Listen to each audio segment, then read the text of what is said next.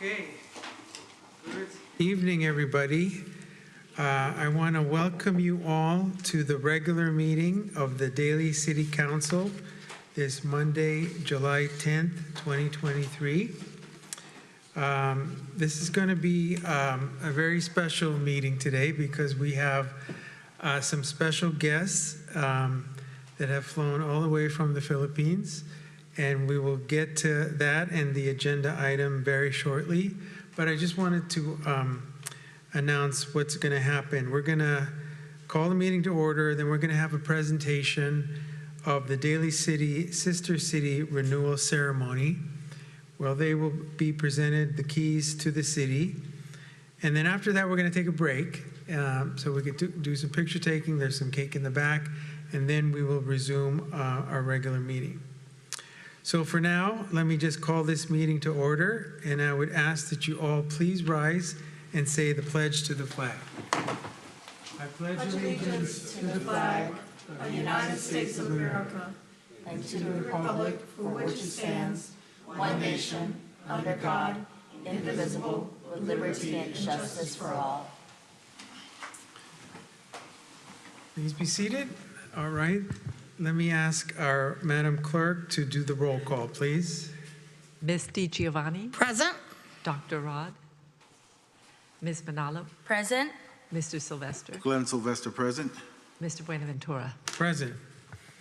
All right, first up, we have presentations, and this is going to be, as I indicated earlier, the presentation of the renewal ceremony of the Daly City, Quezon City, Sister City Committee, and the key to the city presentation. Before we actually do the presentation, I would like to invite Commissioner Ray Satori to give a brief history of the Daly City, Quezon City, Sister City relationship and how we have come this far. Mr. Satori, Commissioner.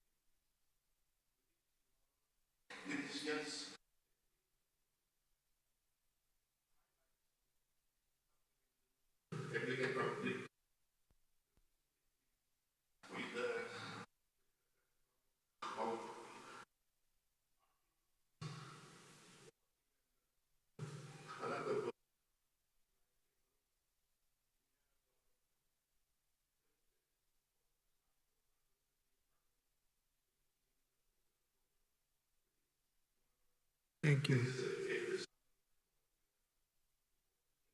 Thank you very much, Commissioner Satori. Yay. So before we proceed, I would just like to welcome, acknowledge, and introduce some of our dignitaries who are in attendance this evening. Let me start with Deputy Consul General Raquel Solano. Ms. Solano. Consul Rowena Pangilinan Dagupil. And Vice Consul Adrian Bakay. We also have Madeline Bradshaw and Renee Fong from Assembly Member Filting's office. All right, thank you for coming. And we have Supervisor David Canepa, represented by Tony Bayudun. And then we have several of our own commissioners here at this meeting, including Perla Ibarrientos, who is our own Personnel Board Commissioner. Perla. And we also have Cheryl Catuar, the Recreation Commissioner. Dori Panisa, our Arts and Culture Commissioner. Elizabeth Espinda, Arts and Culture Commissioner. Elaine Villaspar, Arts and Culture Commissioner.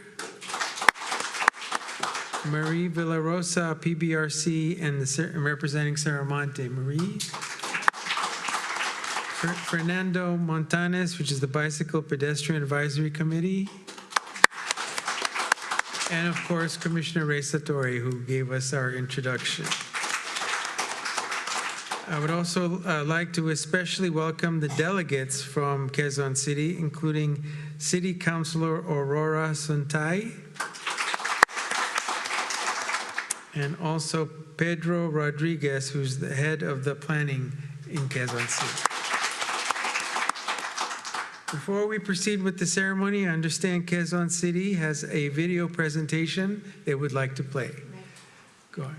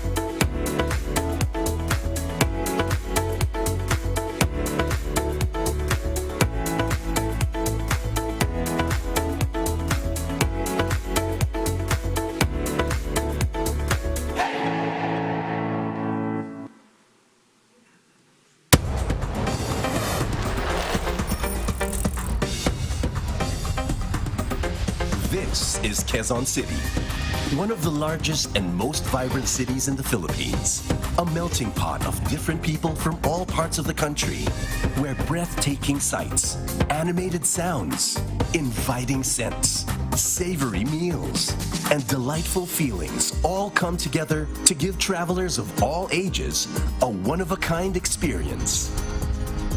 Welcome to the City of Diversity. Welcome to Quezon City. Brimming with rich history, where tributes to national heroes stand. Celebrating the colorful past with heritage sites.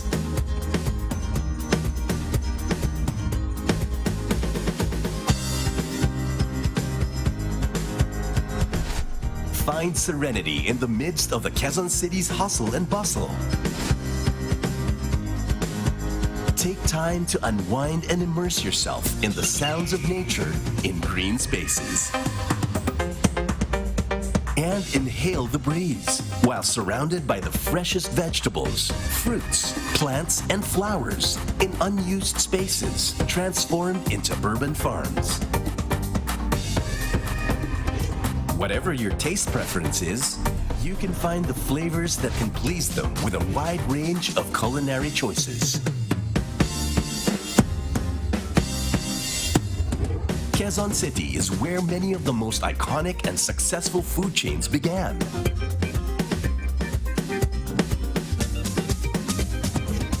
It is also where new culinary experiences keep popping up, inspired by homegrown and global cuisine. Quezon City is also home to a bevy of experience for your life's many passions. The most prestigious universities, colleges, and learning institutions. Places of worship for all kinds of faith. The best shopping malls that have everything you need. Public markets and merchants that offer the most unique products and services.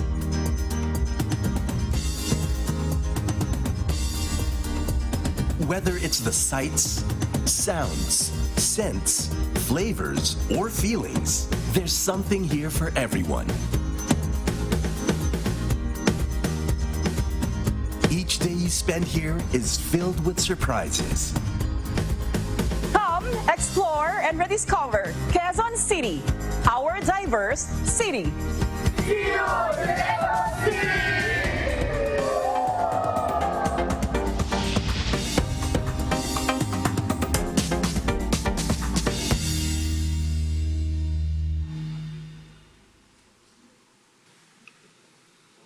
Wow, very, very nice, very nice. So I want to thank the members of the Quezon City delegation for bringing that video here to Daly City. It was really nice to see. For those of you that don't know, I was actually born in Quezon City, and it made me feel so proud to be born, come from there. You've come a long way in terms of what Quezon City has become. It seems like you really are on the right path. You have a great future in terms of your city, your development, and what is coming for your progress. We started this path on a sister city relationship because we in Daly City believe that we can learn something from each other, that you can learn from us and we can learn from you.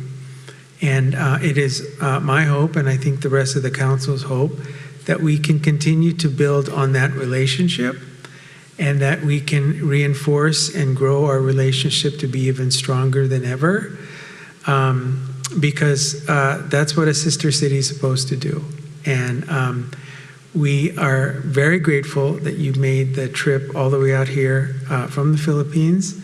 We look forward to the day when we can go there and hopefully maybe even next year or sometime soon and visit your city and learn from you there as well.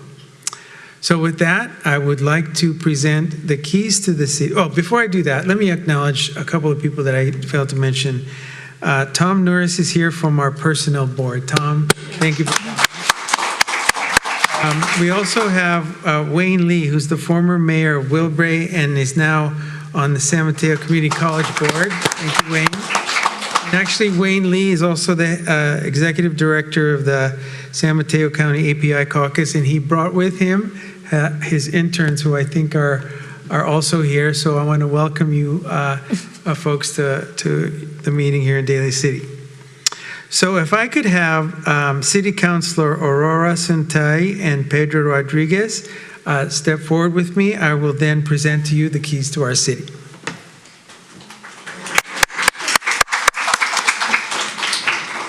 Get someone to, Counselor.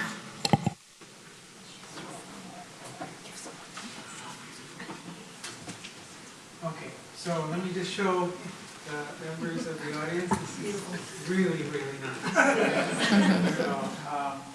So we would like to present to you the key to the city of Daly City, presented to the Quezon City, Philippines delegation this Monday, July 10th, 2023. There you go.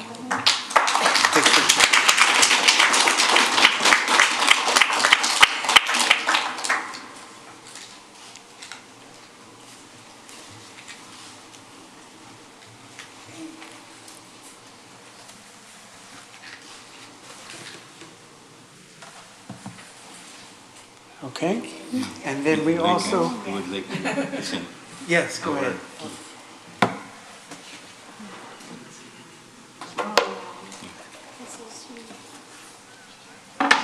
Ah, wow, so it says here, this ceremonial key unlocks the door to enduring friendship, solidarity, and goodwill with the people of Quezon City, signed by Mayor Maria Josefina Belmonte, Quezon City, Philippines.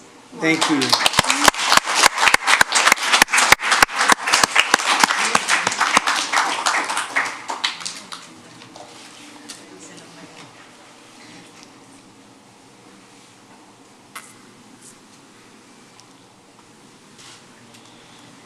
Okay, we have this. That's done. Okay.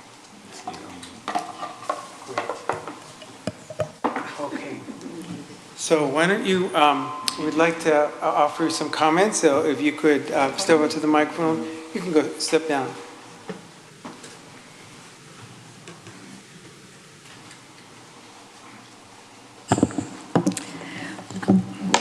We would like to express our sincere and deepest gratitude and heartfelt appreciation to the mayor, vice mayor, city manager, council members of Daly City for the warm hospitality and graciousness in accommodating us, the delegates from Quezon City.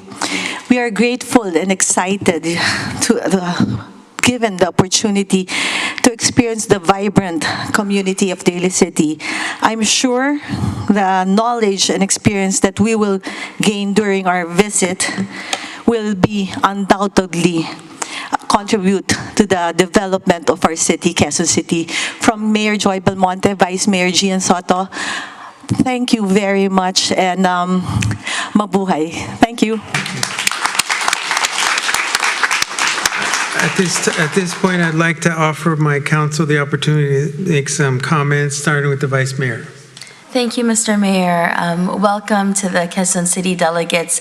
This is a momentous occasion to really revive the relationship, and I look forward to also learning from your city and seeing the tremendous growth your city has done. Actually, my parents are in Quezon City right now.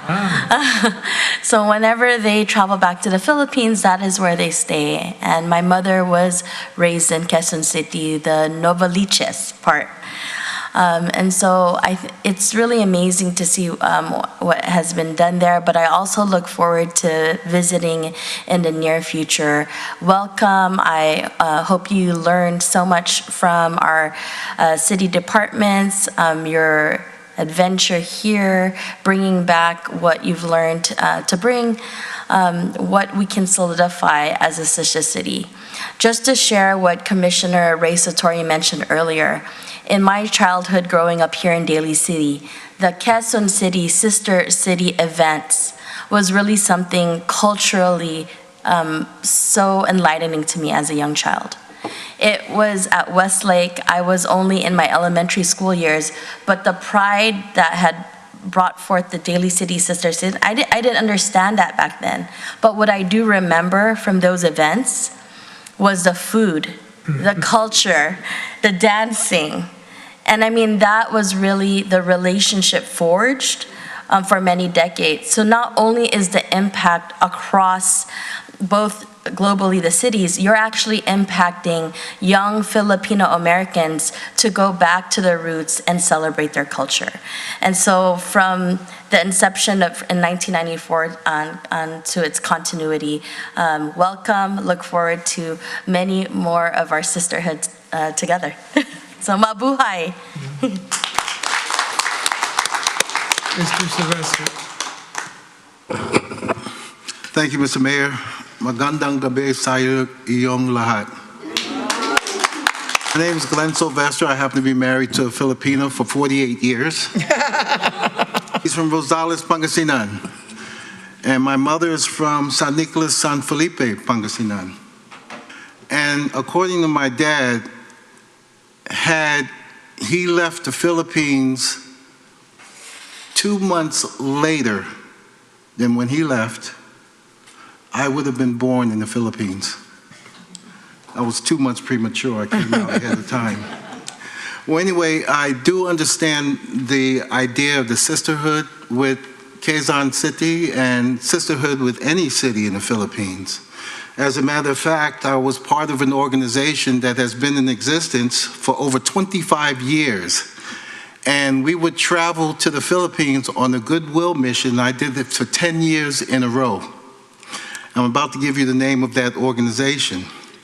When I became president of the organization, I was very instrumental in establishing a chapter in Quezon City of the organization, otherwise known as FALEO, Filipino American Law Enforcement Officers Association, which we do have an office there at Camp Cromie. So I welcome all of you. It's a great pleasure. We exchange ideas, and so does FALEO with law enforcement and the fire service. So I wish you the best. Enjoy your stay here in Daly City. Maraming salamat. Teacher Ron. Thank you, Mr. Mayor. Finding out that you were born there, and we have to ask about if there's been much changes, but that is something to be pretty proud of in itself. And to see the video and know the progress, the progress is of the people. And the people is who they are. That's been my experience with the beautiful, not just the Filipino American that are here, but with the Filipinos that are here, right? Many of them who I'm very humbled have embraced me, whether it's the cha-cha-cha or, which I know they celebrate life. And when they celebrate life, to me, that is the Filipinos. So whether I'm in Cebu, which I've been, or whatever, I haven't had the pleasure yet, but I will be coming to Quezon and look forward to it, and to explore the people. And that is what, to me, resonates. The heartwarming, embracing not just the food, but the culture, the vibrancy, the love of the people. When you're welcomed into that community, and those Lolas and the Lolas, if they don't like you, you'll know it, right? But to be embraced by the love of the many that are already here, as we know, as Tita Perla and Miss Story, our commissioners and stuff, that is the essence. That is what makes it love, right? Because that's how you thrive. And I can see that in your video, because they were doing it with passion. Passion. And I think that's the foundation of the Philippines, is that passion. The intellect. The intellect is thriving because of that. And most recently, we had a gentleman that opened up a biotech over with my friend, who's the mayor of South City. We all know Flor Nicholas. She's very close to me. And he is from the Philippines. So I look forward to welcoming Quezon City and the sisterhood and let's just see. I bet we can do great things together. A matter of fact, I know we can. There's not, I think I can. I know we can, because you have the ingenuity. You have it. You have the love. You have everything that there is. And that's what life is about. So I welcome you. I think that Daly City, we are blessed, beyond blessed, to continue this friendship. Because in the 1994, I believe it was Carol Cladden, I believe our mayor then, I believe, correct me if I'm wrong, was on the Sister Cities Committee. And when they said that, I thought, you know, that's a great idea. Because even when you're in the community, you already know they call you sis, right? So that is a given. When people are texting me or Facebook messaging, sis, what do you think? Sis, blah, blah, blah, right? And so to me, it's just going to grow. And we are blessed to have you here and wish you all the blessings on your trip here and beyond and in life. And to the Consul General, please give my best. And for all of you being here tonight, it is a true, heartwarming. I mean, you know, I'm going to do my DNA, because I remember one of your Consul Generals, Congen, adopted me. That was Henry Bracerto. So I'm up for adoption again, so which I've been adopted in the Filipino community humbly and serve God. So to me, God bless you and keep you. And this is just the beginning. And I see great ingenuity and the beauty that you brought here is, I see it. I'm blessed to live in Daly City because I have the blessings of seeing it all the time. And like I said, we have the delegation here with all these beautiful people. So thank you. Thank you. Salamat, right? So, and mabuhay. Okay, so I think we should take a 10-minute break so we can enjoy some cake and have some. Oh, I'm sorry. Before we do, let me ask Perla Ebrientos to say some concluding remarks. Come on. Tita Perla. Tita Perla. She's one of the chairman of Sister City.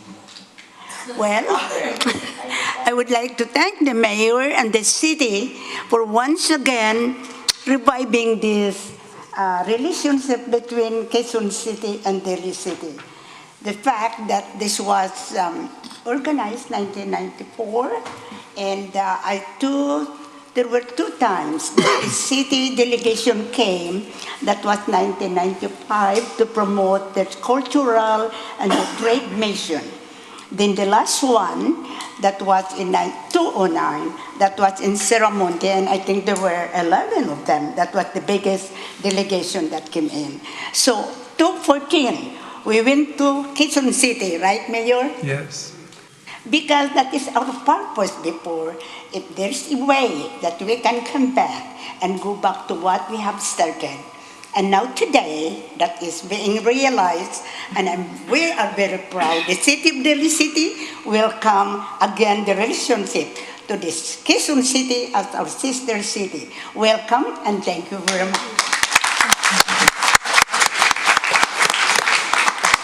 So we're going to take a 10-minute break for some cake and some picture taking, and then we'll reconvene. We're in recess. Thank you.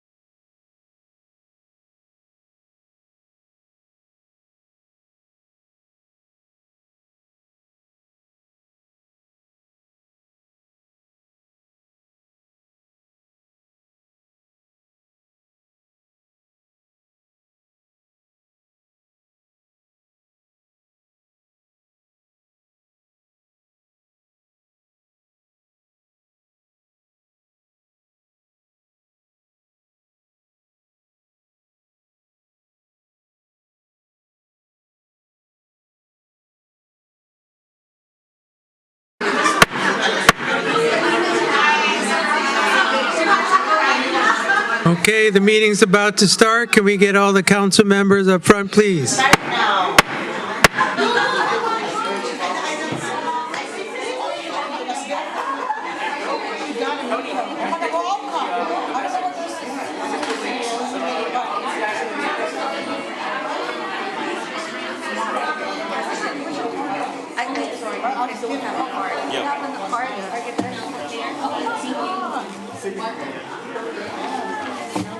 Look, it's beautiful, huh? Look at that. Okay, can we get all the council members, please? Oh, my God. I'm gonna leave it for Glenn to sign. Okay.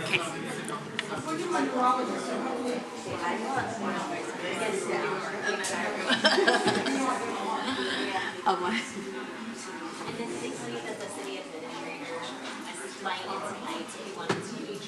Okay, no problem. Yeah, that'd be great. Thank you.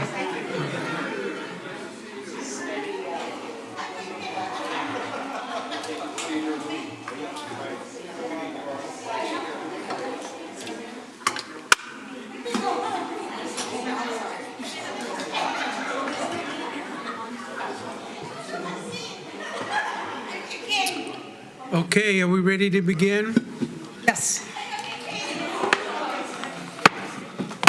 Okay, let me recall this meeting to order. Let me now go on to presentations number 2, which is a proclamation of Parks and Recreation Month. Accepting is Patrick Chin from the Daly City Recreation Services. Do we have Patrick Chin here? Yay. Okay, come on up, Mr. Chin. How you doing? Hello. All right, so we have a proclamation regarding Park and Recreation, the month of July 2023. And I'm just going to read the proclamation and I'm going to come down and hand it to you, okay? So whereas the U.S. House of Representatives has designated July as Parks and Recreation Month, and the City of Daly City recognizes park and recreation is an integral part of all communities throughout this country. And Parks and Recreation promotes health and wellness, improving the physical and mental health of people who live near parks. And Park and Recreation promotes time spent in nature, which positively impacts mental health by increasing cognitive performance and well-being and alleviating illnesses such as depression, attention deficit disorders, and Alzheimer's. And Parks and Recreation is a leading provider of education, healthy meals, nutrition services, and encourages physical activities by providing space for popular sports, hiking trails, swimming pools, and many other activities designed to promote active lifestyles. And Parks and Recreation's programming and education activities such as out of school time programming, youth sports, and environmental education are critical to childhood development. And Parks and Recreation increases a community's economic prosperity through increased property values, expansion of the local tax base, increased tourism, the attraction and retention of businesses, and crime reduction. And our community parks and natural recreation areas ensure the ecological beauty of our community and provide a place for children and adults to connect with nature and recreate outdoors.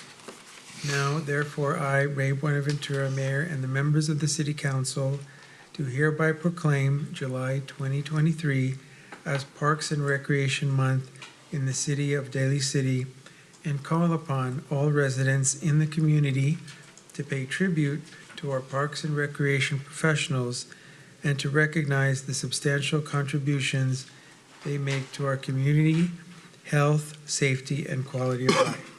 here to accept is Patrick Chin from Daly City Recreation.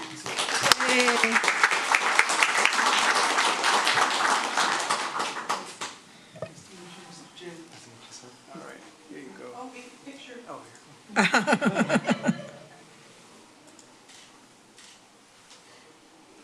All right.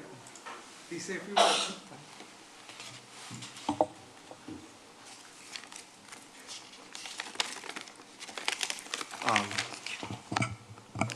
Hello, council members and community. I'm here today on behalf of the Recreation Division and to accept this proclamation to show the positive impacts on youth and teens. By providing a safe and fun environment to grow in, we celebrate the importance of the Recreation Division.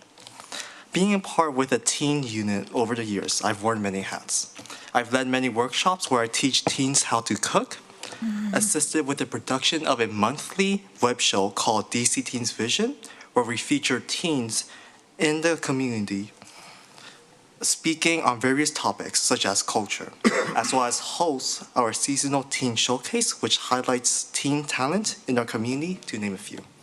Coming back as a staff in my second year, I've come to realize the impacts of the Recreation Division has had on me. And now I'm in a position where I can do the same for others. Thank you. Right on. Thank you. Any comments from my council? Madam Vice Mayor? Oh, Mr. Chin, maybe you can. I'm so sorry.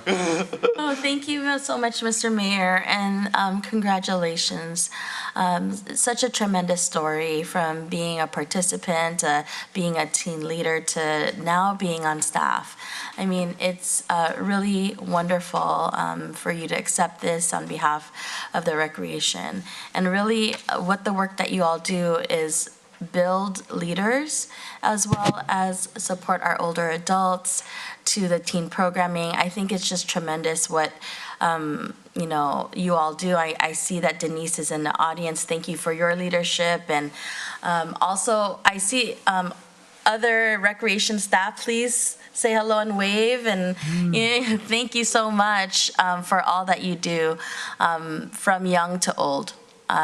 We see it through the programming where there's lines out the doors, and to our older adults that really love to socialize. And it was mentioned there that it really helps around the social, emotional well-being of our community. So with that, making sure that our communities are healthy, our communities are able to socialize, and then also a testament to you today is really we're growing leaders in the recreation teen program. So huge congratulations. So wonderful to see this. And thank you to all the recreation staff, whether you're part-time, full-time, been here just recently or for many decades. You're deeply appreciated. So thank you, recreation staff. Thank you. Any other comments? Go ahead. Mr. Yeah, thank you, Mayor. Well, I saw someone beaming over here, Miss Denise. So proud that you, and like you said, give back, right? So that's the idea of the world, where we are so impacted, and that, I mean, I know I'm biased, but you're right. We have the best recreation, and it's done, again, when I spoke earlier about people when they do things with heart, what you did for those, with the, your fellow young people, you gave of yourself, and you have different cultures in there. And you know what? You're inspiring them as well. So it just continuum. And that's the idea about life. And then if we can keep that going with your positivity, we are so lucky to have you. And with Denise and all the young men here tonight I know that they're so happy being in the positions that they are. You can tell when we come to events, and the passion in that department is so great because everybody is excited. Everybody works as a team, and to bring everybody together. And we look forward to great things from you, and just the idea of reciprocating and inspiring the next person to come in front of us to be the next recipient. And then you will be sitting here watching that as well. And thank you so much for all you do, and to all this department and Ms. Denise and everybody that goes with it. It's incredible. You're right. And there you are. You never thought you would probably be here as well, right? And it's a combination of physical, cultural, mental. You can't put it all into one, right? So that's what we hope to inspire. In this world, we need that positivity, and you exuberate that. So thank you very much for being here. Great job, Denise. Mr. Sylvester. Thank you, Mr. Mayor. Sir, thank you so much for your speech. It was very, very succinct, eloquent, and what I got out of it was that you had utilized the parks and now you're on staff. If there's anything that's worthy, is the actual person, him or herself. I've been there, I know what it's like. So what I appreciate from you and the rest of Park and Recreation staff, you continue to pay it forward every day. And that's great for the community, and I'm sure it'll be great for you as well and the rest of the staff. Kudos to all of you. The parks are very important to us. Thank you so much. All right, Mr. Jin, thank you very much. Thank you. Thank you. Okay. Moving on to approval of the minutes, which is our next agenda item. Can I get a motion to approve the minutes? Before motioning to approve the minutes, Yes. Mayor, may I have a correction? Of course. Okay, Madam City Clerk, for City Council reports, if you can kindly fix the spelling error for Congressman Mullen. It's instead of an E, it's with an I. All Thank right. you very much. Any other modifications? Hearing none, can I get a motion to approve as amended? Motion to approve as amended. Glenn Sylvester, second. All in favor, say aye. Aye. Aye. Any objection? Hearing none, those minutes are approved. Let's go on to the approval of the agenda. Can I get a motion to approve the agenda? Motion to approve agenda. Second. All in favor, say aye. Aye. Any objection? Hearing none, the agenda is now approved. Public appearances or communications? I don't believe we have any speakers' cards. Is that right, Madam Clerk? No, we have none. All right, thank you. Let's go on to the consent agenda. We have 4 and 5 on the consent agenda. Do any council members want to pull those items? Number 5, please. Number 5 is pulled. All right, can I get a motion to approve number 4? Motion to approve item number 4. Glenn Sylvester, second. All in favor, say aye. Aye. Any objection? Hearing none, number 4 is approved. Going back to item 5, authorize the city managers to execute an amendment to the professional services agreement with WRECO for project management services. Director Chu. Yes, thank you. Good evening, Mr. Mayor, members of the City Council. This item is an amendment to the professional services agreement with RECO for project management services. Back in September of 2021, the city entered into a agreement with RECO to provide some staff augmentation services.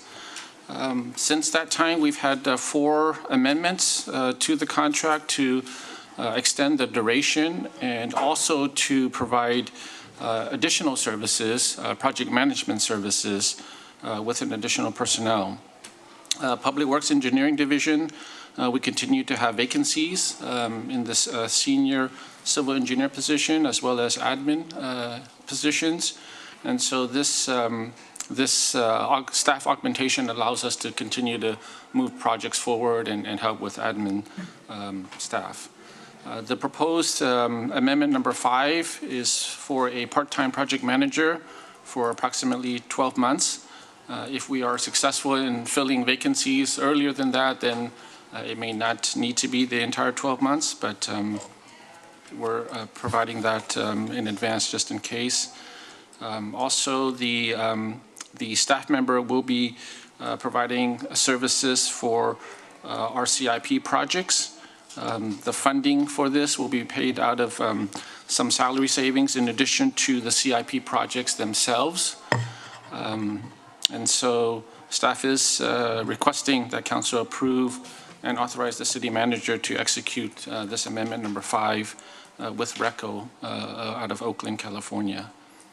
With that, staff's happy to answer any additional questions. Okay, you may Mr. have. Giovanni. I just wanted to thank you, Mr. Chu, because what I wanted to do is really highlight for anyone that's out there that wants to come to work for our city, please apply, because we have openings to work with great department heads like Mr. Chu, and we do great projects in that. But I support, because I know we're short-staffed. And I do hope that, in the interim, that the word gets out. I'm trying to get the word out now, that we are hiring and multiple positions and multiple departments. We have a great city with great directors of finance of everywhere. And please come and work for such a great department and a great director named Mr. Chu, and great engineers as well, and public works and everything you name. So I do hope, like you said, if it does, it does. But at least this will help you. This hopefully will help you in the interim, because I know when it's short-staffed like that, then it really puts a burden on the other employees. So I'm in support of supporting your department and your employees, and do hope that we garnish the people to come in, bring them in and foster them, and make sure that we are able to keep them. So thank you, Mr. Chu. Thank you. And thank you, Mr. Mayor. All right, any other questions? Hearing none, can I get a motion to approve this item? Motion to approve item number 5, authorize city manager to execute amendment to the professional service agreement with RECPRO for project management services. All right, can I get a second? Second. All in favor, say aye. Aye. Any objection? Hearing none, this item is approved. All right, that ends the consent agenda. Let's go on to public hearings. Item number 6, public hearing, notice of lien and special assessment to rental property. Mr. Nevin. Good evening, Honorable Mayor, Vice Mayor, and council members. Item number 6 is a public hearing regarding notice of lien and special assessment to rental property. It is recommended that the City Council approve the notice of lien and special assessment to rental property for properties included in the attachment with the County of San Mateo for all unpaid business license rental property taxes and penalties. On June 25th, 2012, the City Council entered into an agreement with the County of San Mateo to impose lien assessments on rental property, on real property for unpaid business licenses for rental properties. Daly City Municipal Code, Chapter 5.16.050 requires that all commercial and residential rental property pay a license tax based on the gross rental income collected. Notices were sent on June 13th, 2023 to the rental property owners in an effort to bring them into compliance.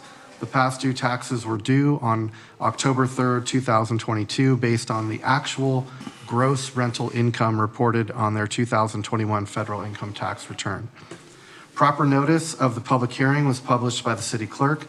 Notices of intent to lien rental property were mailed to property owners included in the attachment.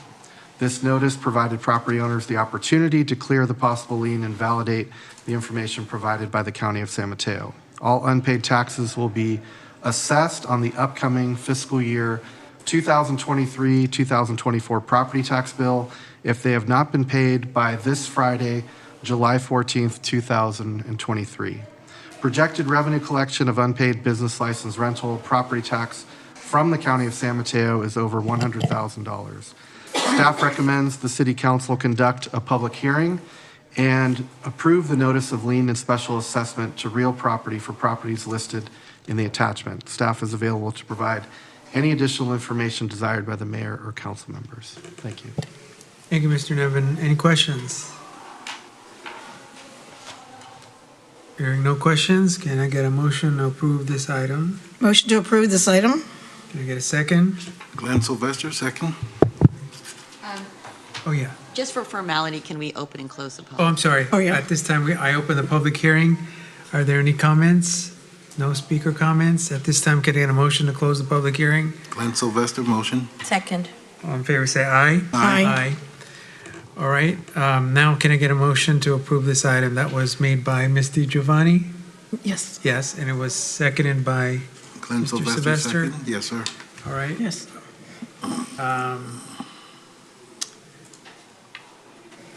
Roll call.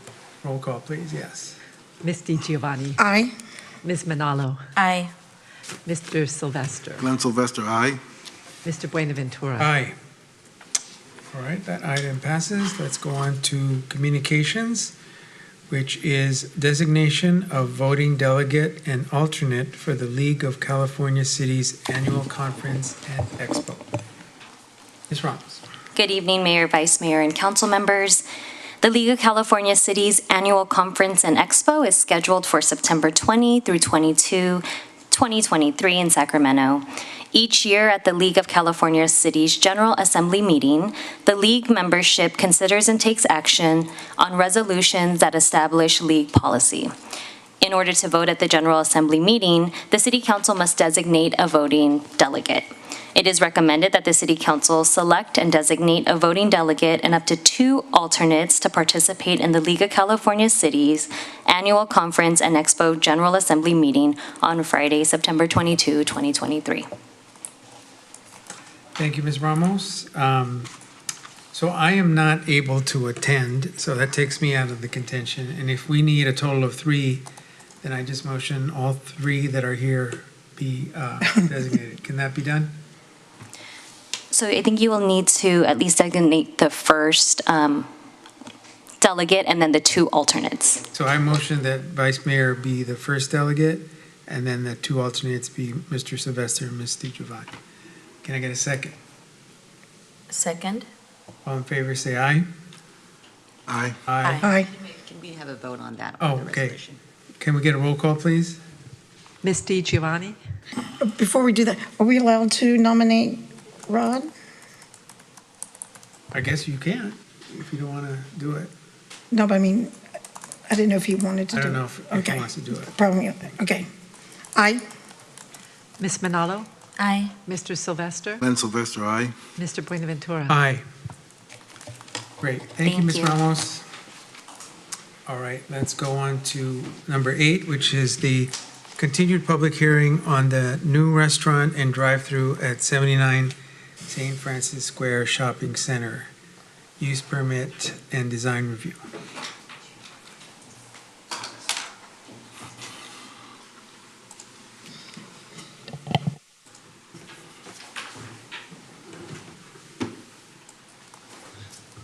Good evening. Evening.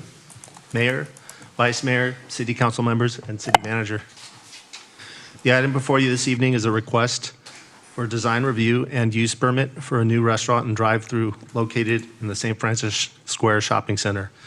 This item was continued from June 26th, 2023 to address some drive-through traffic operation issues.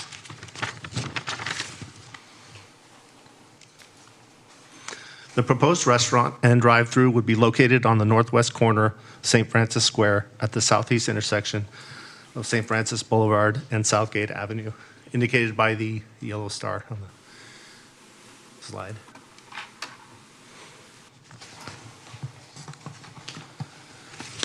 The proposed project is to build a new 2,480 square foot restaurant, Chow King, and drive-through located at the northwest corner of the shopping center. Chow King is a subsidiary of and operates the Jollibee Foods Corporation in the United States, and both companies originated in the Philippines. Chow King has 16 locations nationwide, 13 locations in California. Jollibee has 69 locations in the United States.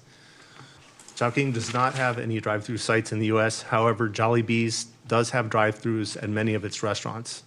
The nearest Jollibee location with drive-through is located at Daly City at 6955 Mission Street, and there are locations at Brentwood, Union City, and Sacramento. The entitlements required for approval are a use permit and design review for the restaurant and drive-through. I'm providing some background on this project. On March 6, 2023, an administrative design review permit was approved for the St. Francis Square Shopping Center renovation. On June 6, 2023, the Planning Commission voted to recommend that the City Council approve the use permit and design review permit for the new restaurant and drive-through.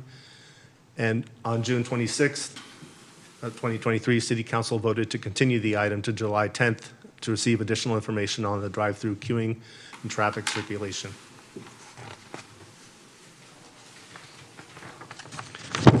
This slide shows the existing site plan, and the star is the location of the proposed restaurant and drive-through. This is the proposed site plan. The shaded building is the location of the restaurant. This is the slide showing the parking site plan.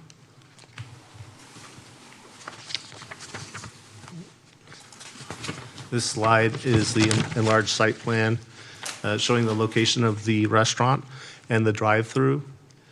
The restaurant would have 11 parking spaces, including 2 accessible parking spaces adjacent to the restaurant.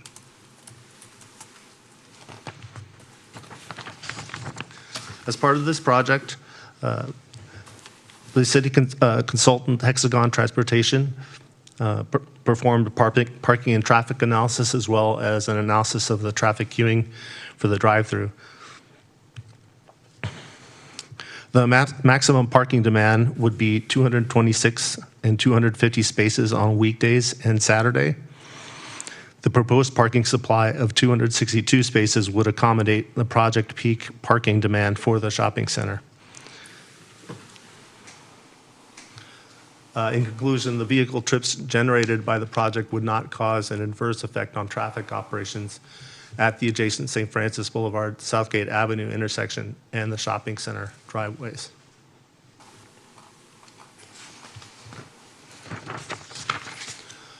At the June 26th City Council, there was a discussion and a vote of 2-1 to continue the use permit and design review to this evening's meeting. Concerns were expressed about the drive-through impact to traffic going eastbound on Southgate from St. Francis Boulevard. And there was a request for more information about the vehicle queuing, given the distance between the drive-through entrance and shopping center entrance at Southgate Avenue.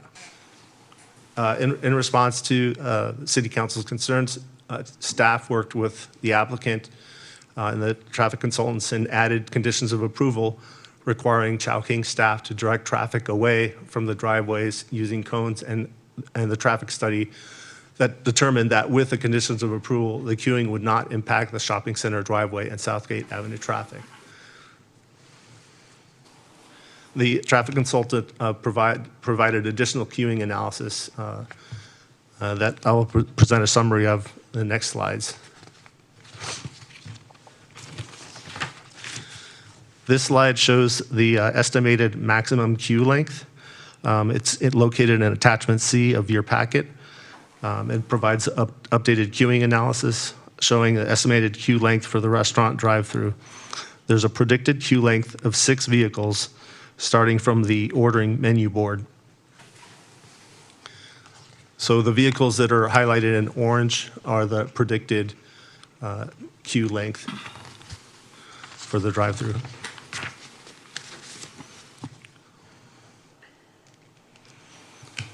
This slide shows the recommended queue management measures. In this case, the traffic circulation scheme here would be implemented if the queue were to extend beyond the predicted 6 vehicles. The restaurant managers would use cones and signs to direct traffic to the alternate route to the drive-through entrance. Staff has added this queue management measure as a condition of approval for the project. In addition, I'd just like to mention that Michelle Hunt, the traffic engineer for Hexagon Transportation Consultants, is here at this meeting and is available to answer specific questions on the traffic queuing analysis.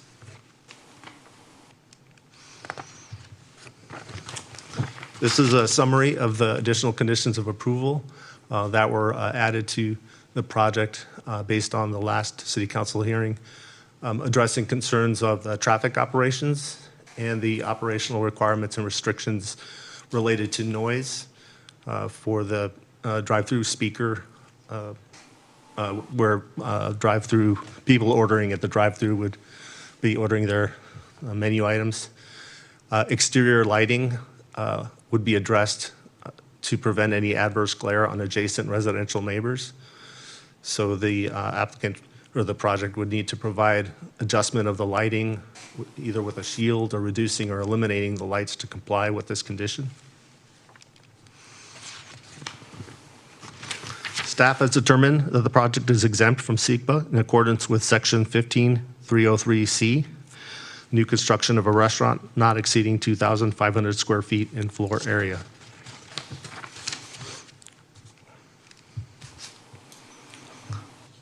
Staff finds that the project is consistent with the general plan, municipal code, and is exempt from CEQA.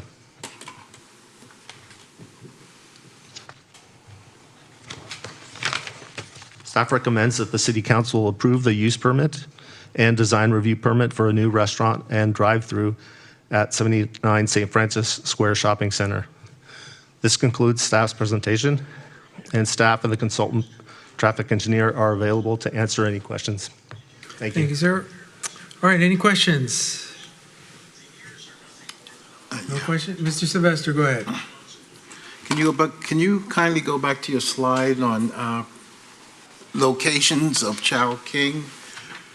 I believe you had made mention there's 13 in the United States.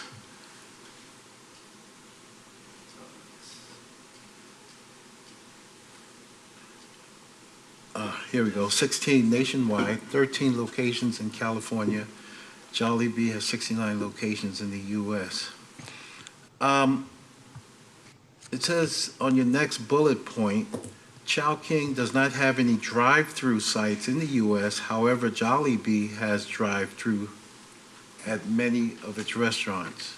Okay, I get it. All right, I see. Yeah, you're correct. We're talking about Jollibee, and you're doing a comparison with Jollibee and Chow King. Right, that's Okay, correct. This information is from the their website. All right, all right. Got it. Now, but the other side of the coin is, out of the 16 locations nationwide, does any of them, other than the 13 locations in California, does any of them have a drive-through? Through the mayor, none of the Chow King locations in California or nationwide have a drive-through. So this would be the first drive-through. Thank you. Regarding our Vision Zero plan here in Daly City to reduce accidents, it says 83% of our serious and fatal crashes occurs along 17% of our roads. Is Southgate one of those roads classified within the high injury network? I'd like to bring forward our Public Works Director to answer thank that you. question. Yes, I can answer that. That section of Southgate is on the high injury network, as indicated from our Vision Zero analysis. And off the top of your head, how long does Southgate extend on the high injury network? I see a cross street of Sullivan. And this location, it does include this location as well, which would be, what's that, I guess, Southgate and St. Francis? I don't know the full extent of Southgate, but I do know that in this project location, yes, it is within the high injury network. All right. That is correct. Thank you. Thank you, Mr. Chu. You're welcome. I appreciate the work that staff has done on the follow-up regarding the lighting. I think you have addressed some of the concerns that I had at the last meeting. You also made mention about the use of cones when you queue up past 6 vehicles. You had a slide indicating the use of cones where you'll redirect within the parking lot. Should be your next slide, or you passed it. Oh. One more. Yeah. So, having the queue up within the parking lot, which is, I think, is a great idea, how can we ensure that folks parked within those slots can get out? If we have a queue up of vehicles greater than 6.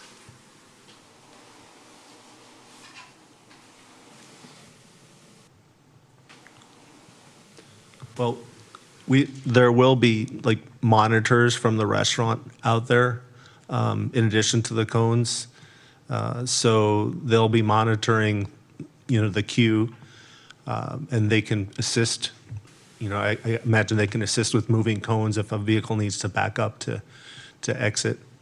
But For more specifics, I would, maybe refer to the traffic engineer from the transportation study, but it will be that it's not just the cones, it's signage, cones, and the monitors from the restaurant that would also be monitoring the situation. And who would enforce these provisions for the customers to follow directions? This would be a condition of approval of the project, so. Right, through the mayor. It would be a requirement of Chowking staff to do the enforcement in this scenario. But in the event that there's ongoing problems and that's not occurring, then it could potentially lead to a revocation of a use permit because they haven't violated their conditions of approval. So we'd probably start with some soft enforcement first, informing them, and then get progressive with the enforcement should this situation not be handled appropriately. So what would precipitate moving forward in that direction for revocation of the use permit? Would a complaint have to be filed? Will we have to wait for the police to be summoned and there's a fight that ensues as a result of parking? Well, I'm sorry I'm asking these questions because I seem to have heard this before when we approved the use permit for In-N-Out. And even till today, that continues to be a problem, even though we were guaranteed that folks would come in, take orders, and help facilitate the movement within the line, but the traffic study was basically inadequate. And we continue to have a problem even till today. I want to make sure that that doesn't happen here. Points very well taken. In-N-Out does appear to be sort of its own animal. I think we're all right. animal style. No. But Yeah. I think what's anticipated based on an analysis of other Jollibee businesses and just their overall foot traffic at their other locations, we don't really foresee this being at the high volume of In-N-Out. I think if you look around town and you look at other drive-throughs, the Taco Bell on Mission Street, the KFC at Skyline Plaza, there's quite a few drive-through restaurants that don't have that same problem where cars are spilling into the right-of-way. We probably should let the traffic consultant sort of speak their piece, but it is a point to be made in looking at the traffic study. There's also some elements to the traffic study that are very conservative. So for example, if you look at the spacing of the vehicles, I think 25 feet were allotted for each vehicle. The truth is that in the real world, cars are going to pull up a little bit tighter. So that line's going to shrink up. I believe there was also an assumption that the food preparation time is going to be twice that of Jollibee. So it assumed a slower food delivery. It's probably not likely that they're going to be twice as slow as Jollibee. So there were some very conservative estimates put in here. So we think the food delivery probably in the real world will be faster and the cars will pull in tighter. Thank you. So we have our traffic. Hi, I'm Michelle Hunt with Hexagon, and we did the queuing analysis for this project. Would you like me to expand further, or are you? Have your The first questions question been I'll answered? ask, were you the ones that also did In-N-Out? No. Okay. All right. I think I had made mention, and I appreciate, Tatum, that you aptly brought that up regarding the queuing and the spacing in between cars. You're absolutely correct. It's probably going to be a little bit tighter, but the other one diagram that I saw last week I felt was not to scale because I had questioned how long are vehicles, and I said 8 to 10 feet, and it says a little bit more. Tonight you mentioned allowing 25 feet. So I'm liking this. I know we're trying to do everything that we can so we can move ahead. What's plaguing me is this is a unique location. It's within our high injury network, which we're trying to reduce accidents. And coming down the street, I believe it's St. Francis, coming northbound down the street, and folks making a right turn on the south gate, or buses coming from the west side to traverse across the street to continue eastbound, I feel that there's going to be congestion there. So moving them inside the lot, I like that idea. I don't know, did you want to add anything? I mean, I saw your chart on potential queuing, and I was looking at the high numbers. Some of them made mention that 4 vehicles at one particular time. It's not going to happen, because this is going to be a brand new restaurant, and just like the Steak and Shake on East Market Street, I mean, folks were queued up for blocks long, blocking driveways. And now this diagram shows 1, 2, 3, 4, 5, 6, 7, 8, 9, 10, 11, 12, 13, 14, 15, 16, 17, 18, 19, 20. Okay, 24 cars. I think it's going to be more than that. I'm sure that Chowking would be very happy if it were more than that. But I mean, the number of vehicles that we showed throughout the parking lot is just to show how many vehicles would fit. There is no indication in any analysis that we have that we think it's going to be that many. So vehicles that are shown in yellow is what we estimate the maximum would be, and even that is with the conservative assumptions. That's assuming that the drive-through is attracting additional business beyond, their existing customers. So, as was already mentioned, this was compared to Jollibee. We don't know really exactly the service times. So to be conservative, we assumed that the service times would be twice as long. I think that the more typical spacing of vehicles is usually around 22 feet or so, but just to be conservative, we've assumed 25. A vehicle itself is only about 15 and a half feet is about the average right now for the mix of vehicles on the road today. So usually roughly about 10 feet per vehicle, but it's give or take just depending on how attentive the driver is and how in a hurry they are.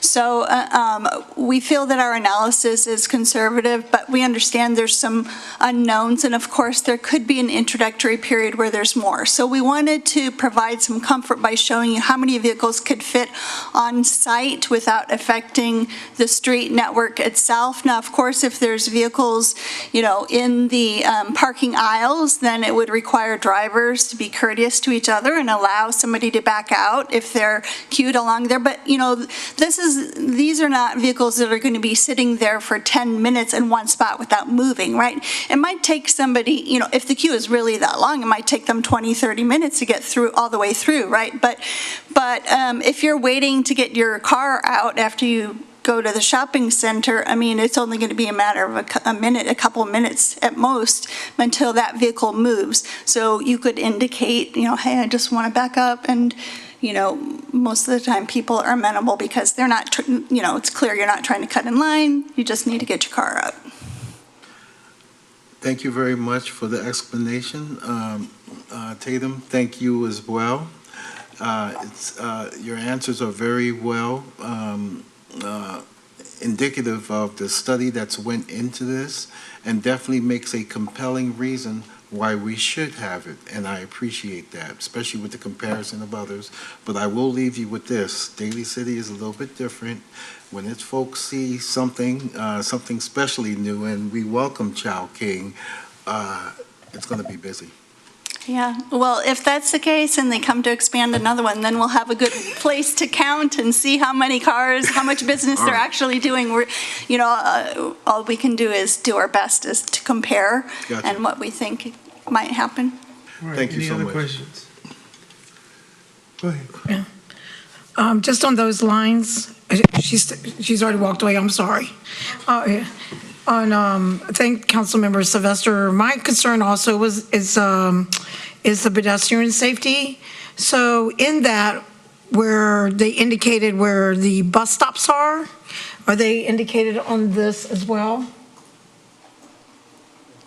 Around the plaza, St. Francis Square?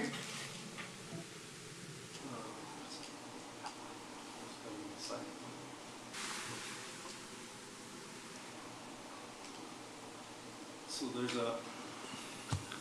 one of the bus stops is located Just Southgate. at the Southgate Avenue at the T intersection there, just adjacent to the Seafood City Right. building. And then the other bus stop is located on St. Francis Boulevard, up at near the driveway entrance from St. Francis Boulevard. Okay, so where the bus stop is on St. Francis and where the queuing is of where they're going to be coming, where the egress and all that is, and the proximity between that and the drive-through itself.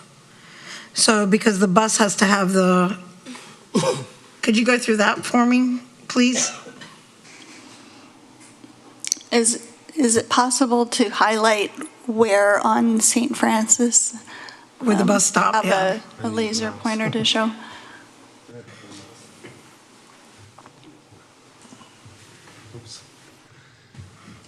Because I sit on the Vision Zero with Sylvester, So, council member.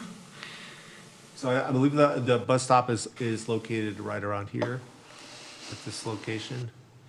Correct. Southgate Avenue, and then there's another bus stop located up here on St. Francis Boulevard. Correct. And then the cars will be entering, The cars will be entering through this driveway and then turning right and proceeding to queue here. And they're predicting 6 vehicles there. If it were to get longer than that, then they would proceed down here, down this aisle, and then back up. okay? Because I know right around that area too, there's a church. It's a high pedestrian area, as we all know, not just the high injury Right. network.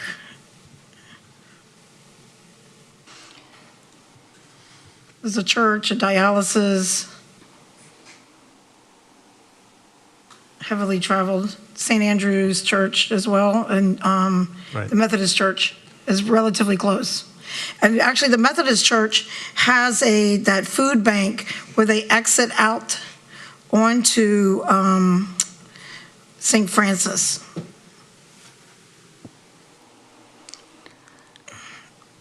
I forgot the Wood address. Street. Yeah, United Methodist Church. It's pretty close. Yeah, I think, that any of the queuing that occurs, it'll be inside Yeah. the shopping center parking lot. Right. And as part of the condition of approval, the queuing will be monitored, and the measures that we have in place with the conditions would prevent any backups in the driveway, out to Southgate Avenue. So, And also the Seafood City is also going to be, very closely watching this and monitoring this, because they want to make sure that their customers have access to the parking spaces to go to Seafood City. So I just wanted to point that out. It's not going to be just the restaurant staff, but also we'll hear about it if there's any issues with sort of backups to Southgate Avenue. But the analysis and the sort of the prediction of the queuing shows that would not be. so they'll be backing up. So they'll be backing up with say for people are visiting Seafood City, and then like you said, most of people you would hope would be amenable when they back out. I would hope that would be the case, but I know we have a police sergeant here who's had to, probably not as much in Daly City as other cities, but we've all have seen, to have a person monitoring this traffic situation could be pretty risky to the person. Not saying that, because in Daly City we're pretty safe, and that, but people get angry, and more so it seems like lately, and then they want their food, and then they can't get out, and then we're going to have a situation here. Although the studies are great and all that, and then human behavior, like you said, there's a lot of things you can't predict. But that's the only thing. Compared to the Jollibee's location, which we all know, especially Mission, which is a drive-through, which is totally different. So that's my concern, is making a person be responsible to monitoring it with these people. I don't know if that could be a safety issue in my, if I had a son or daughter working there and they were an employee and they were asked to put cones out and monitor the traffic, I don't know if I'd feel too comfortable. So. Our recommendation is that if the queuing is longer than we had estimated, the 6 vehicles, and we need to implement cones, that the cones be implemented as well as signage along the main driveway entrance next to Seafood City, and that signage would direct people to the location so they wouldn't turn down the first 2 aisles.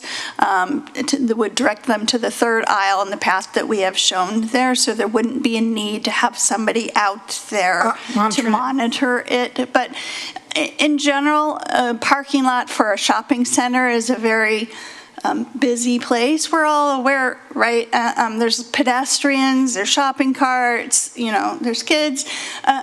So, drivers really have to use, a high degree of care in general in this setting. So I don't think that this is a particularly unusual situation to have to be aware that there might be a vehicle behind you and maybe sometimes you have to wait. I mean, you can imagine that sometimes a car that is coming out one of these east-west aisles trying to turn out onto the main aisle next to Seafood City, as they're leaving, they might have to wait for a few seconds, a while, because there's oncoming cars. At that point, there might be somebody in a parking space next to their car who wants to leave. So, the situations with other cross traffic is not that unusual. So, I'm not going to say that a parking lot isn't a dangerous place. It has a potential for accidents, fender benders. These are generally low speed, but there isn't anything particularly unusually creating a new or unusual hazard at this location. Yeah, I'm not comparing that to that, but we've seen those where our engineers have done great jobs of, even at schools, saying no left turn. Well, parents go left or right, however they feel like it, because even if they tell them not to go across the double lane, they go across the double lane anyway. So I'm just trying to prevent. Right. I actually happen to know a family whose relative was pretty badly hurt here at this cross thing. So it's that. Had they thought about even having an eat-in restaurant? Did they realize the greenhouse gas effect of having a drive-through? Or what are the benefits of it? Or not an eat-in? The applicant would have to comment on that. I don't know if they're here to speak to that. There's still dine-in options. Oh, there's dine-in options as well? Yeah, it's not only drive-through, it's just an added option to have the drive-through. Oh, okay, just like our, we're not supposed to advertise at restaurants. But, just like other restaurants. So they do have a dine-in. Yes. Dine-in option as well. Yes. And then, so mine is about the safety aspects and then cones and those kind of things, right? So, but you guys did a lot of homework. And I know that probably the owners, I know they care about safety.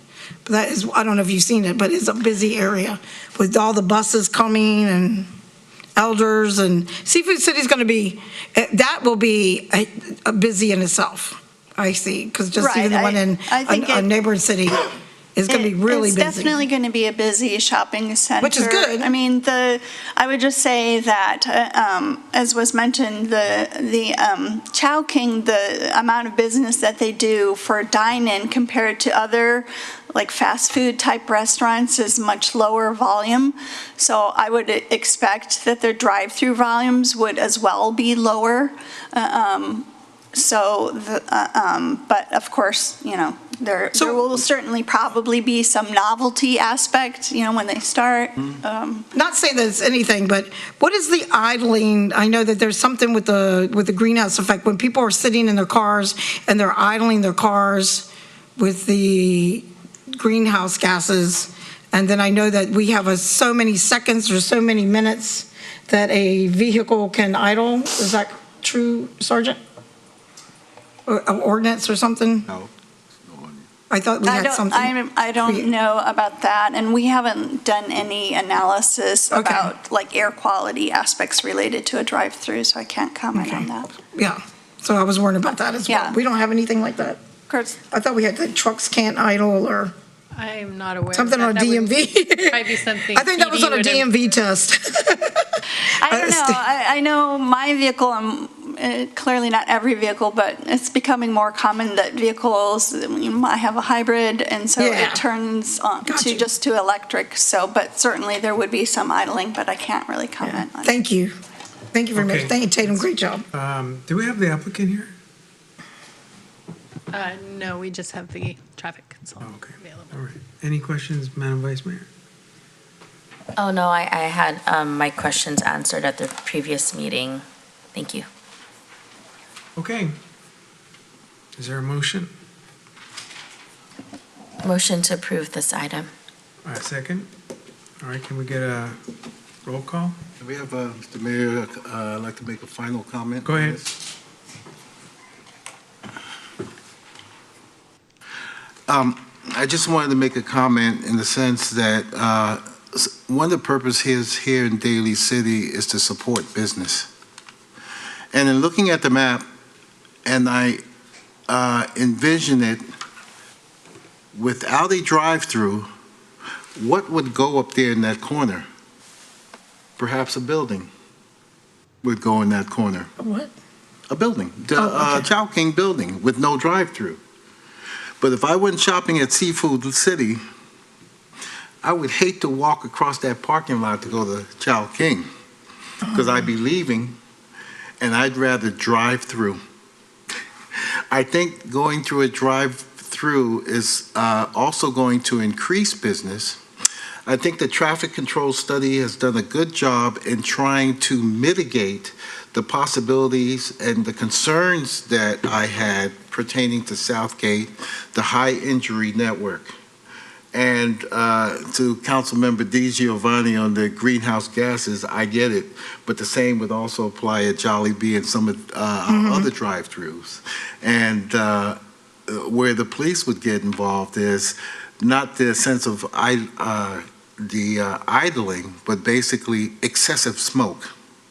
If a car is emitting excessive smoke, then we would have a problem.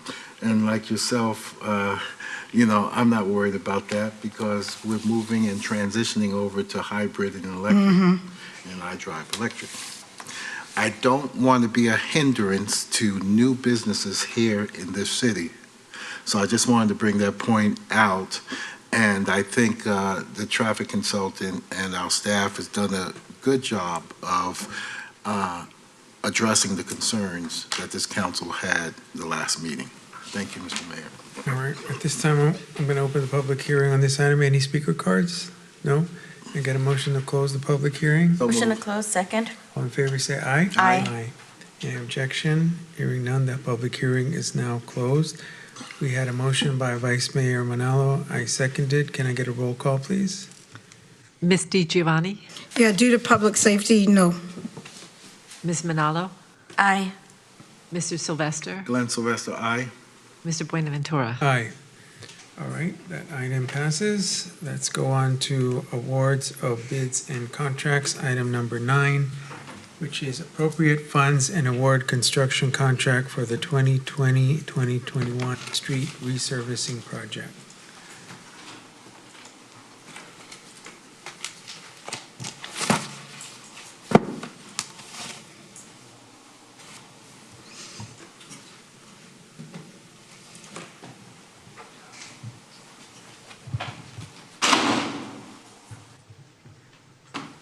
Mr. Chu. Okay, good evening, Mr. Mayor, Vice Mayor, and members of the City Council. I'd like to introduce Alec Yuen. He will be providing the presentation for this item. Great. Good evening, Mayor, Vice Mayor, and City Council members. Staff recommends that the City Council, for the 2020-21 street resurfacing project, appropriate $746,658.01 of unallocated Measure A funds, approve the project's design documents, affirm the project's CEQA determination of categorical exemption, accept all responsive bids, and award a construction contract for the base bid only to Roadway Construction Incorporated of San Francisco, California, in the amount of $3,060,002.50. And authorize the city manager to execute all necessary contracts to complete the project. The 2020-21 street resurfacing project includes pavement base failure repair, asphalt concrete overlay, and pavement reconstruction. The total length of this project is approximately 1.56 centerline miles of city streets, which include Blossom Court, Cameo Court, Dennis Drive from Warwick to Wessex, Highgate Drive from Larkspur Avenue to Lincoln Avenue, Hillside Boulevard from East Market Street to East Mulkey Street, Park Rose Avenue from Wembley Drive to Morton Drive, San Fernando Way from Altaloma Avenue to St. Francis Boulevard, and Stafford Street from Dennis Drive to King Drive. The streets to be rehabilitated were selected by a comprehensive evaluation through the city's pavement management program, recommendations from the Streets Maintenance Division, coordination with other planned city projects, and of course, availability of funds. Concrete curb ramps at street intersections within the limits of work will also be constructed in compliance with the Americans with Disabilities Act. The construction bid documents were prepared by Pavement Engineering Incorporated of Concord, California. The project itself was advertised on April 23rd, 2023, and we received 4 bids on June 15th, 2023. That's the bid opening date. The base bids ranging from $3,060,002.50 to $3,503,152. The determination of the lowest responsible bidder was based on the lowest total of the base bid only. Roadway Construction Incorporated of San Francisco, California has been in business since 2012. The bidder holds the required A license, Class A contractor's license, which is current and in good standing. The contractor's reference for work performed for the town of Corte Madera, as well as the references for work performed as a subcontractor for the city and county of San Francisco are acceptable. The low bid for this project is 21.6% higher than estimated engineer's cost. In the Bay Area's current construction industry market, increased cost for skilled labor and raw materials has affected the bid prices of qualified contractors. If the base bid only is awarded as recommended, construction is anticipated to proceed in August of 2023 and be completed by the end of 2023.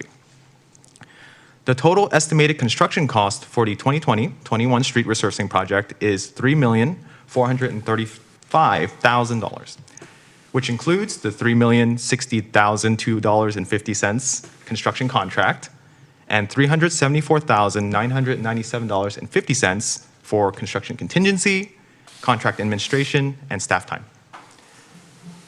Currently, in the Transportation Fund CIP project account 17312-580, there is $2,606,281.99 available.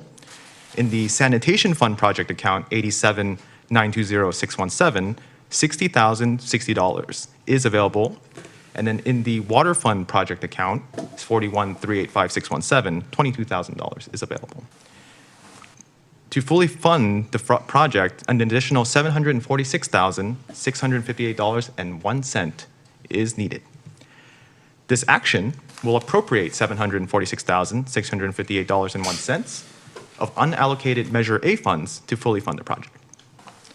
At this time, staff recommends that the City Council for the 2020-21 street resurfacing project appropriate $746,658.01 of unallocated Measure A funds, approve the project's design documents, affirm the project's CEQA determination of categorical exemption, accept all responsive bids, and award a construction contract for the base bid only to Roadway Construction Incorporated of San Francisco, California, in the amount of $3,060,002.50, and authorize the city manager to execute all necessary contracts to complete the project.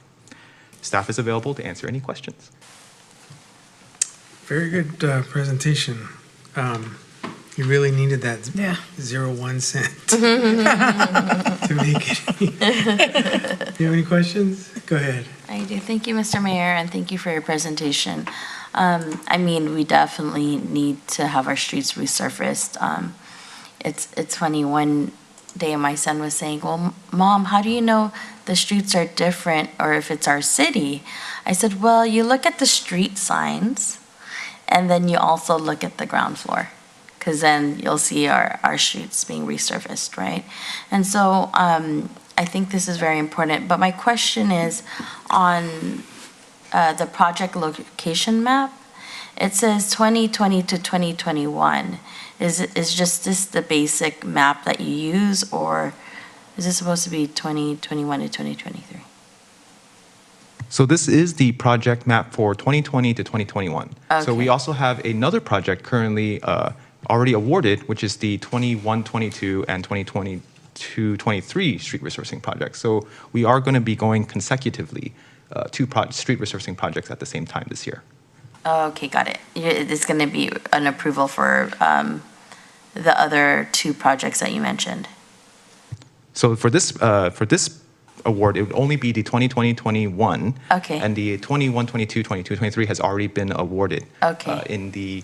So is this believe something that we didn't get to? Because it says, if I can get edified on the 2020, 2021 part. Yes, Madam Vice Mayor, that is correct. That's just the title of the project. Okay. We did have some, a little bit of a backlog, and so we're doing some catch-up now. As Alex mentioned, we've got a couple of years paving projects that have been awarded. Okay. And so yes, that is right. This is an older project that started way back, but due to the design, some of the other issues that we've had, it's gotten to this point where we're ready to award. Okay, thank you. Thank you for that clarification. Because I was like, wait, am I reading it right? But it's actually a project that needed more design. Well, I'm glad that we are moving forward to approve it. I'm in full support of it, especially since it's been a project since 2020, 2021. But that's all my questions. Thank you for answering them. All right, any other questions? Go ahead. Myself or? Yes, go ahead, Thank you, Mr. Mr. Mayor. Thank you, Mr. Chu, and looks like a Pandora's box has been opened here due to the title of this project. So the question I have, even though I know you folks are the expert, and in areas of deferred maintenance, and you probably looked at this and says, you know what, it didn't deteriorate as fast as we thought it would, so we probably put it on the back burner. Possibility? Yes, to some extent. Okay, great. Based on resources and some of the higher priority projects, some of them may have been grant funded with more urgent deadlines and things like that. We made some evaluations on some projects where we did kind of put off for a little bit. Okay. And so we're catching up right now. Great. And as I said, you are the experts and you folks know. The question I have, do we have any 2019 to 2020 projects that are on the books, or 2018 to 2019? No, we don't. All right. Well, I'm glad to see that we're catching up. Thank you for the work that you folks do. Go ahead. Yes. Real short. Great details, great report, and good job. And then we are finally making the corner. So I appreciate it, everything you do. And great to see you, Alec and Mr. Chu. Any other questions? All right, is there a motion to approve this item? Motion to approve item? Second. All in favor, say aye. Aye. Aye. Any objection? Hearing none, this item is now approved. Thank you, gentlemen. Thank you, Mayor, Item Vice number Mayor, 10. council members. Thank you. May we Second have a reading roll call on ordinance- that? Oh, we need a roll call? We do need a roll Oh, call, shoot. sorry. Okay, roll call, please. Ms. DiGiovanni? Aye. Ms. Manalo? Aye. Mr. Sylvester? Glenn Sylvester, aye? Mr. Buenaventura? Aye. All right, thank Thank you. Okay, item number 10, second reading ordinance 1467, amending municipal code section regarding commercial parking permits. Who's up for this? I'll take the item. Okay, Thank you. go for it. This item came before the City Council at the last regularly scheduled meeting for introduction. This is the second reading of ordinance number 1467 to adopt the ordinance by roll call. Any questions, comments? Hearing none. Can I get a motion? Motion to adopt? Second? Roll call? Ms. DiGiovanni? Aye. Ms. Manalo? Aye. Mr. Sylvester? Sylvester, aye. Mr. Buenaventura? Aye. Thank you. Moving on to appointments. Any board, commission, committee appointments? Hearing none, let's go on to reports. Number 11, council committee reports. Yes, I Go have. ahead. Thank you, Mr. Mayor. I have a council committee report on the, I think it was June 28th. I have to figure out the exact date. But we had the North County Fire Authority Board meeting. And with that, we had a presentation on the annual report as well as an update on the cost allocations within the North County Fire Authority. But I wanted to let the community know and that we had that meeting. I did ask for not only an annual meeting, because we meet on an annual basis. I did reach out through the support of staff, Leilani Ramos, to ask my other board members to see if there was an opportunity to have more frequent meetings versus an annual one. But it seemed like there was unfortunately no appetite to have more frequent meetings, but I just wanted to say that for the record in that regard. Thank you. Any other council committee reports? Hearing none, let's go on to city council reports. Any city council reports? Go ahead, Madam Vice Mayor. Thank you, Mr. Mayor. For city council reports, I wanted to mention that I joined Congressman Kevin Mullins' very first town hall back in his district. I did put in a question in regards to just affordable housing in general. I asked whether or not there'd be federal dollars coming down into the pipeline and that more resources to build housing, given that our housing element has an increase of course, both market rate and very low affordable housing units that need to be built. Also, I met with a private foundation to potentially support Daly City's small site housing acquisition. I know that we do a multi-prong approach here in Daly City to support the affordable housing crisis. And what we've done with some of our affordable housing trust funds is purchase smaller rental unit buildings so that they don't move into market rate housing and that those are managed by affordable housing developers. So that's something that hopefully comes into fruition.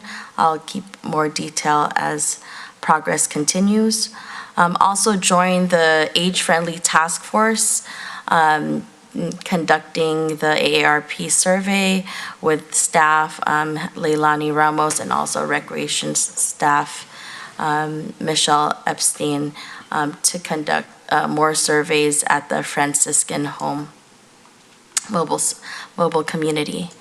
I also joined a Daly City Colma Chamber of Commerce ribbon cutting with a local business right in Ceremony called Simmer Wang. So it's actually right there, right by the Ross area, and it's actually dry hot pot.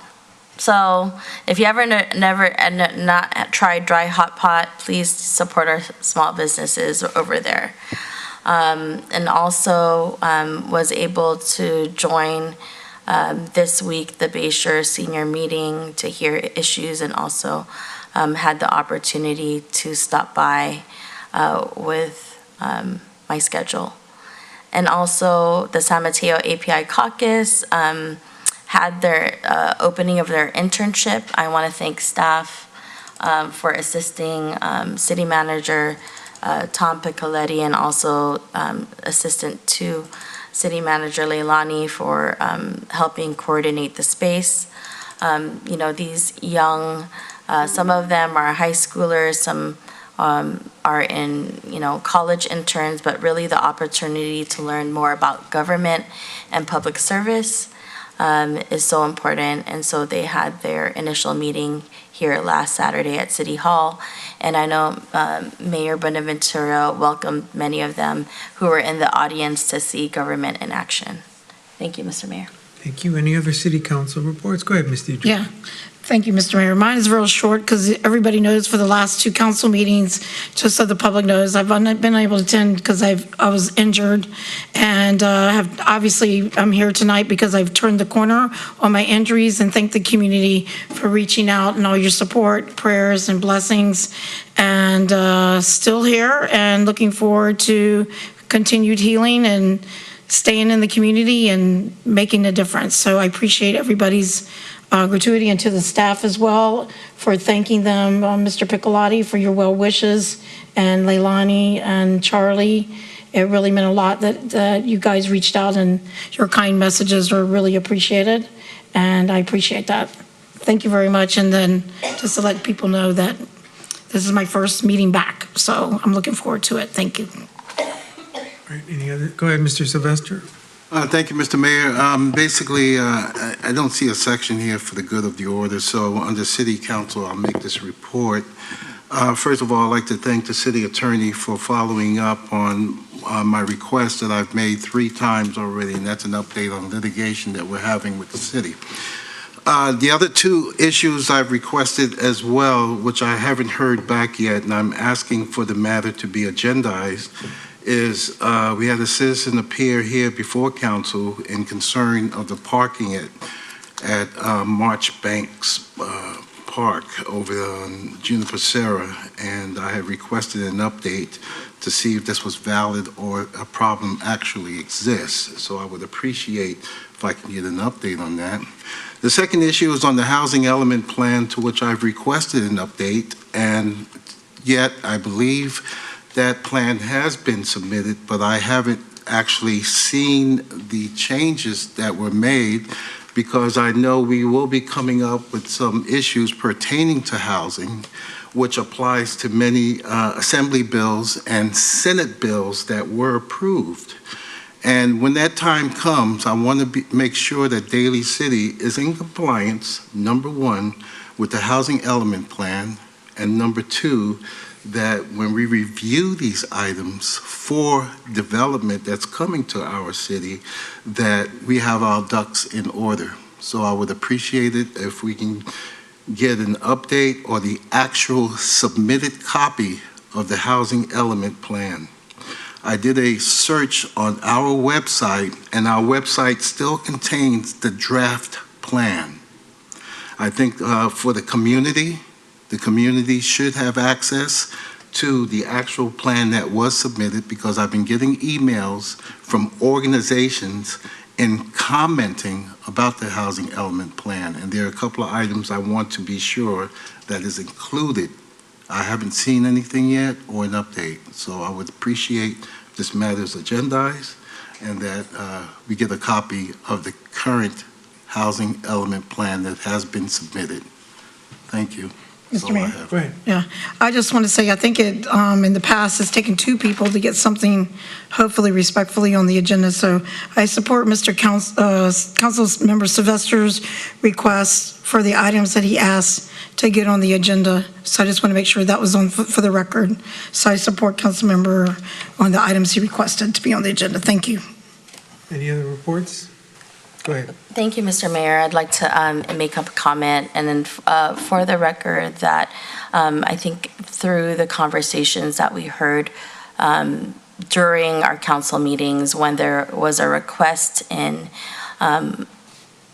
including provisions around prevailing wage and also utilizing union labor, I think that was very clear. And there was direct communication to the city manager upon that request I want to thank staff for submitting. I want to thank Tatum's Motherhead with planning for including that in the submittal. As I understand the process, that the housing element will come before the council again. So for approval. So I just want to clarify that on the dais, Mr. Mayor, that I know that we will be able to review the housing element again. It's just in its process. But for the record, that language was included to support prevailing wage and the encouragement of union labor. Thank you. Okay. Going on to staff report. Any staff report? Thank you. Yeah. For a couple of the things that were brought up, there was a couple items that Councilmember Sylvester did bring up. One I wanted to make sure that I addressed is that we did reach out to those who are renting Marshbanks at this time and inform them. This was on June 30th, after we had discussed it here, and an email was sent from our Park and Rec manager to remind them to park in the structure. And the other two items, I will make sure and confirm that you get them and that they get agendized. Thank you, And Mr. that's all staff Piccolo. has. Thank you. All right. Now we're on to adjourned memories. We have several adjourned memory. Let me start with Ms. DiGiovanni. Thank you. Thank you, Mr. Mayor. So it saddens me to close in and adjourn in memory of Denise Dora Schwartzbach, who many of you know. She passed away peacefully in her sleep in Daly City on June 26, 2023, at the age of 95. Beloved wife of Alvin Schwartzbach for 55 years. Loving mother to Leslie, Karen, David, and cherished Mimi is what we call it in the Jewish community, to Daniel, Benjamin, Joshua, Adar, Kyla, and Nava. She was born in Paris, France on May 23, 1928. She was the adored daughter of Brandla and Alter Damenstein and Sister Rosa, all of whom she tragically lost in the Holocaust in 1942. Denise came to America in 1948 and quickly acclimated to her new life. One of her proudest accomplishments was being named Quick Trigger Damenstein and Speaker of the Year at her Dale Carnegie courses. Denise was a voracious reader and enjoyed her role as the head of the Friends of the Daly City Library Annual Book Fair, volunteering at John's Closet, serving as a Brownie Troop leader in Daly City, as well as being a member of the Hadash Synagogue and ORT and other charitable organizations. A lifelong lover of beauty, Denise was a hairdresser for many, many years, and she was an Avon representative because she always wanted to look beautifully coiffed. She was an inspiration to so many and will be remembered with great affection for generations to come. I attended the service for her at the Home of Peace Cemetery, where they held the Jewish cemetery in lieu of flowers, and those that have known her for many, many years, those in this, especially the St. Francis neighborhood, donations may be made to the Schwartzbach Family Fund in care of the Jewish Family and Children's Services of San Francisco, 2150 Post Street in San Francisco, California, 94115. And one of the saddest parts about this is that she was on my list to present the Jewish American recognition that I was not allowed to give her this year. But I hope that others will not be lost in advance, and hopefully next year the permission that I had from the Mayor Rod will be given back to me so that I can recognize the people on the list that live in our community, because we lost her. We lost her before I could even give it to her, and she's on my list that I have. So rest in peace, Denise. Thank you. I'd also like to adjourn in memory of Greg Morales, who is the Department of Water and Wastewater Resources Instrument Technician. Was that you that wanted to? Sorry. Okay. Yeah, And then I'll- Benjamin Jamie, who is Daly City Police Department Police Officer Justin Jamie's father. And also, for me, I have two adjourned memories in terms of members of my family, Carmina Camilon Grunden, who is a cousin of mine, and also Dante Mamangon, who is also a cousin of mine. Those two recently passed away. Any other adjourning memories? Go ahead, Madam Vice Mayor. Condolences, Mayor, to your family. With Gregorio Morales, I like to state a tribute to his life.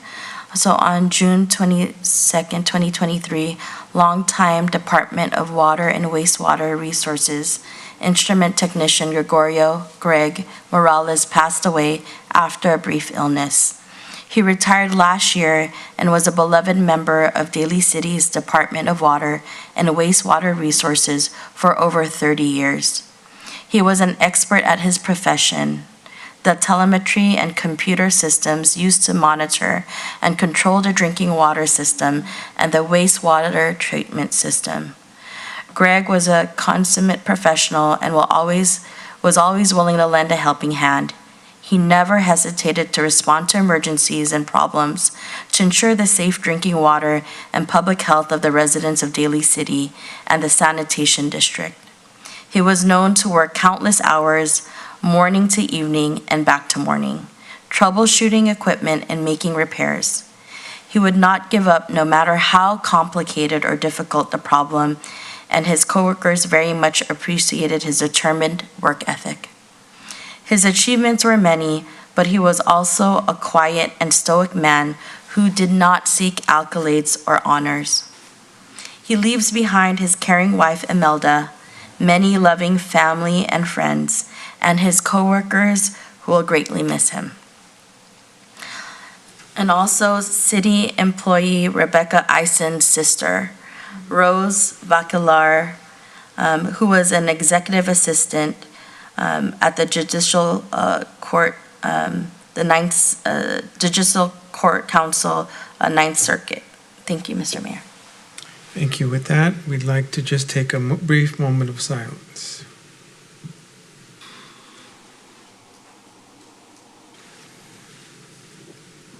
All right, this meeting is adjourned. Thank you.